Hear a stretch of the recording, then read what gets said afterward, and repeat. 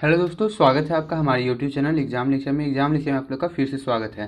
तो दोस्तों हम लोग आज इकोनॉमिक्स का ऑब्जेक्टिव क्वेश्चन करने वाले हैं चैप्टर नंबर 4 का। ये हमारा पार्ट 2 वीडियो, ठीक है। पार्ट 2 वीडियो पार्ट 1 अभी तक नहीं देखा है तो आप लोग जरूर जाकर देख लीजिए। लिंक आपको डिस्क्रिप्शन में मिल जाएगा, आप लोग को प्लेलिस्ट का लिंक डिस्क्रिप्शन में मिल जाएगा, ठीक है। पार्ट 1 का भी लिंक दे दूंगा, ठीक है। तो ये हमारा चैप्टर नंबर 4 है, इकोनॉमिक्स का चैप्टर नंबर 4 अर्थशास्त्र का, ठीक है। हमारी वित्तीय संस्था है, ठीक है, वित्तीय संस्था। इसमें हम लोगों ने बोला था कि 50 ऑब्जेक्टिव क्वेश्चन करने वाले हैं, जिसमें 2 पार्ट में होगा, जिसमें 25 क्वेश्चन मैंने पार्ट 1 में कर चुका हूं और 25 क्वेश्चन और आप लोग को इस क्लास में होगा, ठीक है। तो क्लास में आप लोग बने रहिएगा। और एक नोटिफिकेशन आप लोग को देना है कि अब से जो क्लासेस 7 बजे चलती थी अब जो है 8 बजे चलती है, ठीक है। 8 बजे से आप लोगों का क्लास अब से स्टार्ट होगा, ठीक है। आज तो 7 बजे होगा, लेकिन कल से जो है आप लोग का 8 बजे डेली लाइव क्लास आप लोग को स्टार्ट होगा, ठीक है। तो 8 बजे आप लोग रेडी रहिएगा, ठीक है। तो ठीक है, तो देखिए हमारा आज का चैप्टर नंबर क्या है, 4 है। क्या है हमारा, हमारी ये वित्तीय संस्थाएं, ठीक है। यहाँ से हम लोग 25 क्वेश्चन हम लोग कर चुके थे। चलिए आगे के क्वेश्चन देखते हैं, ठीक है। और इसका पीडीएफ के लिए आप लोग टेलीग्राम पे ज्वाइन हो जाइए। सभी सब्जेक्ट का मैंने पीडीएफ यहाँ पे डाल रखा हूँ, तो पीडीएफ के लिए आप लोग टेलीग्राम पे ज्वाइन हो जाइए, ठीक है।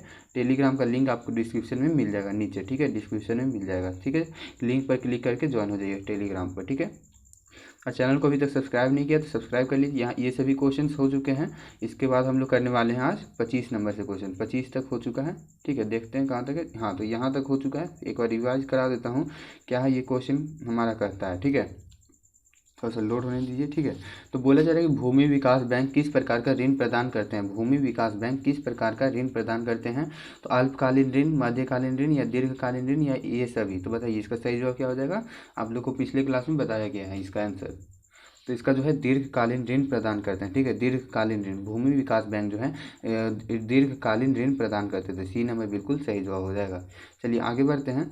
26 नंबर क्वेश्चन। तो बोला जा रहा है कि संगठित बैंकिंग प्रणाली के अंतर्गत आते हैं। संगठित बैंकिंग प्रणाली के अंतर्गत, यहाँ से हम लोग का पार्ट 2 चालू होता है, ठीक है। पार्ट 2 चालू होता है, ठीक है। पार्ट 2 चालू होता है, ठीक है। तो यहाँ से आप लोग ध्यान दीजिए, ठीक है। तो बोल रहा है क्वेश्चन कि संगठित बैंकिंग प्रणाली के अंतर्गत आते हैं, क्या आते हैं, केंद्रीय बैंक, वित्त बैंक, वाणिज्य बैंक या सहकारी बैंक। बताइए सही जवाब क्या हो जाएगा। संगठित बैंकिंग प्रणाली के अंतर्गत कौन से बैंक आते हैं। तो इसका सही जवाब क्या हो जाएगा 26 का। तो जी हाँ दोस्तों, सहकारी बैंक आता है, ठीक है। सहकारी बैंक, डी नंबर आप लोग का बिल्कुल सही जवाब हो जाएगा। संगठित बैंकिंग प्रणाली के अंतर्गत कौन से बैंक आते हैं, तो सहकारी बैंक आता है, डी नंबर बिल्कुल सही जवाब हो जाएगा। चलिए आगे बढ़ते हैं। 27 नंबर क्वेश्चन। तो बोलता है कि भारतीय पूंजी बाजार का अंग नहीं है। भारतीय पूंजी बाजार का अंग नहीं है। ऑप्शन है प्रतिभूति बाजार, औद्योगिक बाजार, विकास वित्त संस्थान या भारतीय मुद्रा बाजार। बताइए सही जवाब क्या हो जाएगा। भारतीय पूंजी बाजार का अंग नहीं है। भारतीय पूंजी बाजार का कौन सा अंग नहीं है। 27 का सही जवाब क्या हो जाएगा। तो जी हाँ दोस्तों, इसका सी नंबर हो जाएगा विकास वित्त संस्थान, ठीक है। विकास वित्त संस्थान, सी नंबर आप लोग का बिल्कुल सही जवाब हो जाएगा। सी नंबर विकास वित्त संस्थान, ठीक है। चलिए आगे बढ़ते हैं हम लोग। याद रखिएगा भारतीय पूंजी बाजार का अंग कौन सा नहीं है, तो विकास वित्त संस्थान जो है भारतीय पूंजी बाजार का अंग नहीं है, ठीक है। चलिए आगे बढ़ते हैं। 28 नंबर क्वेश्चन। तो 28 नंबर क्वेश्चन बोलता है कि सूक्ष्म वित्त योजना के अंतर्गत निर्धन परिवारों को ऋण का सुविधा प्रदान की जाती है। सूक्ष्म वित्त योजना के अंतर्गत निर्धन परिवारों को ऋण की सुविधा प्रदान की जाती है। ऑप्शन है संस्थागत स्रोतों से, गैर संस्थागत स्रोतों से या ए एवं बी दोनों से या इनमें से कोई नहीं। बताइए 28 का सही जवाब क्या हो जाएगा। बोला था कि सूक्ष्म वित्त योजना के अंतर्गत, सूक्ष्म वित्त योजना ये नाम है, ठीक है, के अंतर्गत निर्धन परिवारों, जिनके पास धन नहीं है, निर्धन परिवारों को ऋण की सुविधा प्रदान की जाती है।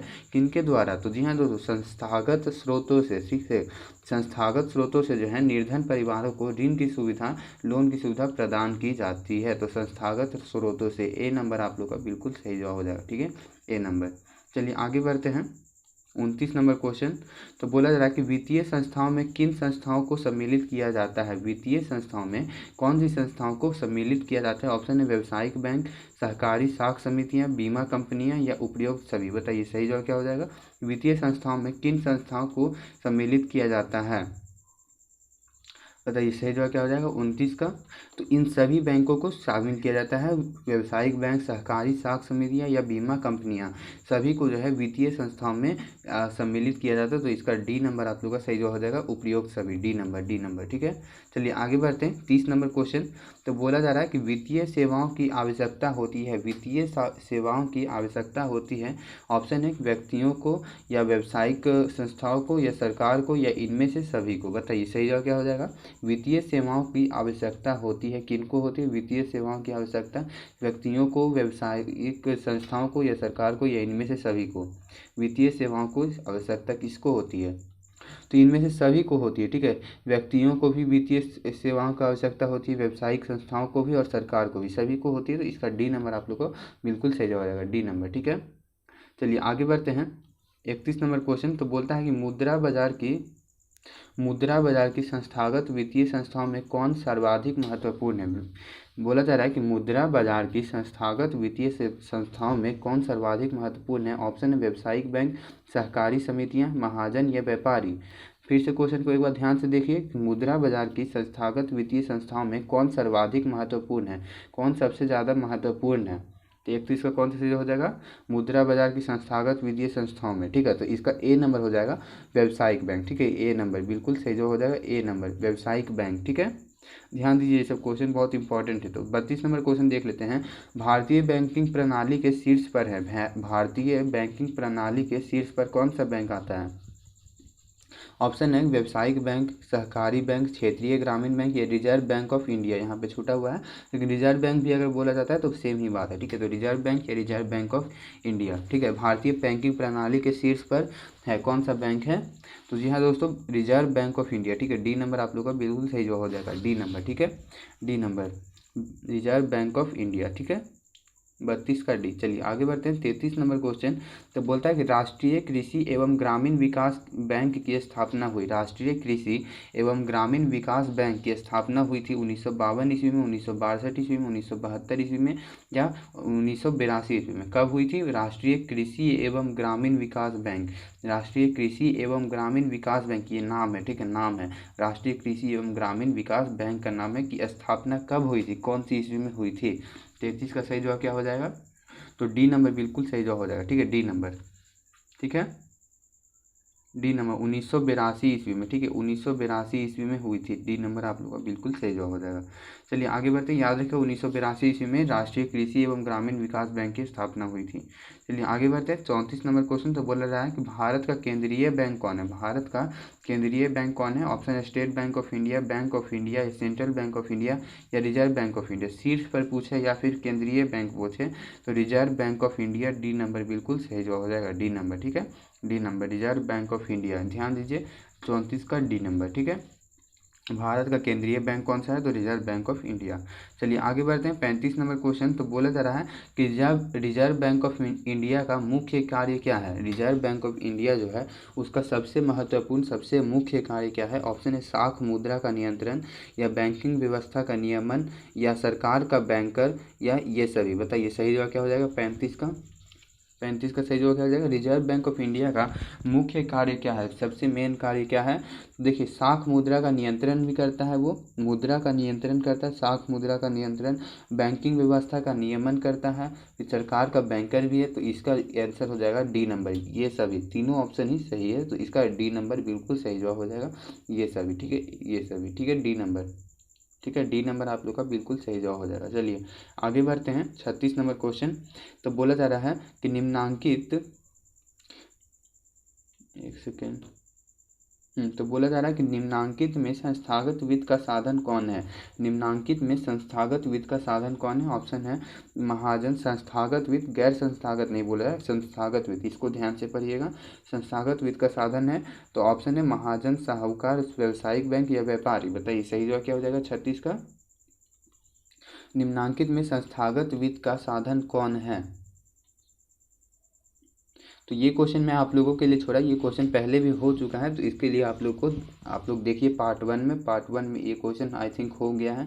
तो आप लोग के लिए ये क्वेश्चन मैं देता हूँ, आप लोग कमेंट बॉक्स में कमेंट करिए कि 36 का सही जवाब क्या हो जाएगा। 36 का आंसर क्या होगा ये आप लोग कमेंट बॉक्स में कमेंट करेंगे, ठीक है। लाइव कमेंट में नहीं, आप लोग जो है परमानेंट कमेंट में, कमेंट बॉक्स में कमेंट करेंगे कि निम्नांकित में संस्थागत वित्त का साधन कौन है। स्क्रीनशॉट ले लीजिए या फिर अभी ही पॉज करके वीडियो कमेंट कर दीजिए, ठीक है।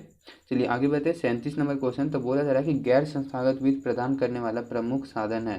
गैर संस्थागत वित्त प्रदान करने वाला प्रमुख साधन है, गैर संस्थागत वित्त प्रदान करने वाला प्रमुख साधन है। ऑप्शन है देशी बैंक, व्यावसायिक बैंक, सहकारी बैंक या इनमें से कोई नहीं। 37 का कौन सा सही हो जाएगा? तो देसी बैंकर ए नंबर बिल्कुल सही जवाब हो जाएगा, ए नंबर देसी बैंकर। गैर संस्थागत वित्त प्रदान करने वाला प्रमुख साधन है देसी बैंकर, ए नंबर। चलिए आगे बढ़ते हैं। 38 नंबर क्वेश्चन तो बोला रहा है कि बिहार के वित्त के संस्थागत स्रोतों में कौन सर्वाधिक महत्वपूर्ण है। बिहार के वित्त के संस्थागत स्रोतों में कौन सर्वाधिक महत्वपूर्ण है। सहकारी बैंक, व्यावसायिक बैंक, या राजकीय संस्थाएं, या राष्ट्रीय संस्था। बिहार के वित्त के संस्थागत स्रोतों में कौन सर्वाधिक महत्वपूर्ण है। 38 का सही जवाब क्या हो जाएगा, तो व्यावसायिक बैंक बहुत सही महत्वपूर्ण है, बी नंबर। ठीक है, व्यावसायिक बैंक, बी नंबर बिल्कुल सही जवाब हो जाएगा। चलिए आगे बढ़ते हैं। 39 नंबर क्वेश्चन, अभी तक चैनल को सब्सक्राइब नहीं किया तो सब्सक्राइब जरूर कर लीजिए आप लोग। ठीक है, सब्सक्राइब करिए और अपने सभी दोस्तों के पास सेशन को एक बार शेयर जरूर करिए। ठीक है, आप लोग के लिए इतना मेहनत किया जा रहा है तो आप लोग एक बार शेयर जरूर करिए और सब्सक्राइब करिए ताकि नोटिफिकेशन आपके पास पहुँच सके। चलिए 39 नंबर क्वेश्चन बोलता है कि व्यावसायिक बैंकों का राष्ट्रीयकरण किया गया। व्यावसायिक बैंकों का राष्ट्रीयकरण कब किया गया था। ऑप्शन है 1969 ईस्वी में, 1971 ईस्वी में, या 1975 में, या 1982 में। बहुत इंपॉर्टेंट क्वेश्चन है, VVI क्वेश्चन, आप लोग इसको रख लीजिए। VVI क्वेश्चन है, एकदम पूछा जा सकता है कि व्यावसायिक बैंकों का राष्ट्रीयकरण किया गया था। ये सब क्वेश्चन बिल्कुल पूछे जाते हैं क्योंकि सब उतना माइंड में नहीं रहता, एकदम याद रख लीजिए और कॉपी में लिख लीजिए। व्यावसायिक बैंकों का राष्ट्रीयकरण कब हुआ था। ठीक है, इसका सही जवाब क्या हो जाएगा 39 का, तो 1969 ईस्वी में हुआ था। ठीक है, 1969 ईस्वी में, ए नंबर। ठीक है, 1969 ईस्वी में व्यावसायिक बैंकों का राष्ट्रीयकरण किया गया था, 1969 ईस्वी में। चलिए आगे बढ़ते हैं। 40 नंबर क्वेश्चन तो बोला जा रहा है कि भारत में सहकारिता का प्रारंभ हुआ। भारत में सहकारिता का प्रारंभ हुआ। ऑप्शन है सहकारिता आंदोलन का प्रारंभ हुआ। ठीक है, भारत में सहकारिता आंदोलन का प्रारंभ कब हुआ। 1901 ईस्वी में, 1904 में, या 1912 में, या 1915 में। कब हुआ था सहकारिता आंदोलन का प्रारंभ। 40 का सही जवाब क्या हो जाएगा 40 का, तो इसका बी नंबर बिल्कुल सही हो जाएगा 1904 ईस्वी में। ठीक है, 1904 ईस्वी में हुआ था, बी नंबर बिल्कुल सही जवाब। याद रखिएगा ये सभी क्वेश्चन बहुत इंपॉर्टेंट है। भारत में सहकारिता का प्रारंभ कब हुआ था, तो 1904 ईस्वी में। या फिर लिखा जा सकता है कि भारत में सहकारिता आंदोलन का प्रारंभ कब हुआ था, तो 1904 ईस्वी में, बी नंबर। ठीक है, बी नंबर याद रखिएगा। चलिए आगे बढ़ते हैं।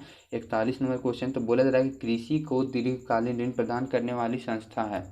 कृषि को दीर्घकालीन ऋण प्रदान करने वाली संस्था है। ऑप्शन है महाजन प्राथमिक कृषि साख समिति, भूमि विकास बैंक, या व्यवसायिक बैंक। कौन सा सही जवाब हो जाएगा।